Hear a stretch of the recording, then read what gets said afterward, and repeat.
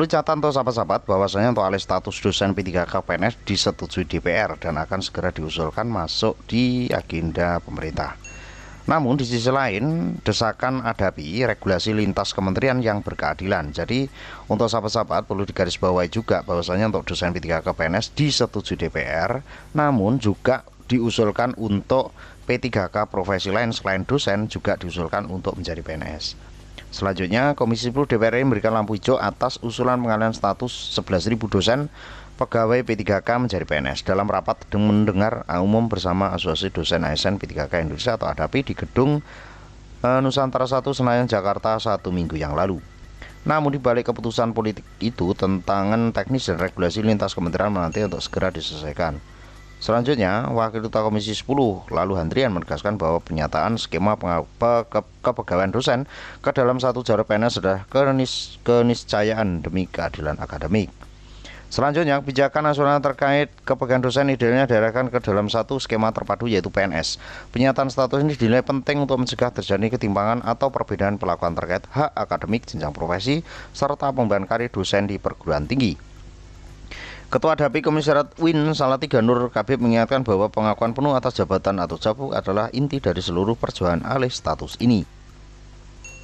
Jangan sampai ketika beralih menjadi PNS hitungan jabung kami itu direset jadi nol atau tidak diakui secara linier. Jika hal ini terjadi, perguruan tinggi di Indonesia bakal menghadapi krisis akreditasi dan krisis guru besar atau profesor. Akreditasi prodi institusi itu sangat bergantung pada jumlah dosen, lektor, kepala, dan guru besar, tegas Nur Kabib. Kondisi ini dinilai akan lebih berdampak di PTN daerah yang berada di bawah Kemenak, mengingat jumlah dosen P3K di kampus keagamaan negeri cukup signifikan dan tersebar di seluruh provinsi.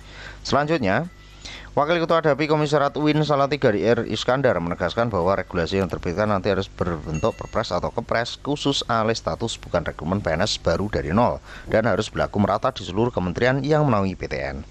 Harus ada klausul eksplisit yang menyatakan bahwa masa kerja dan jabatan fungsional selama P3 dihitung secara penuh. Tidak jelasan regulasi transisi hanya akan memicu kecemasan baru bagi dosen di daerah, kata Iskandar.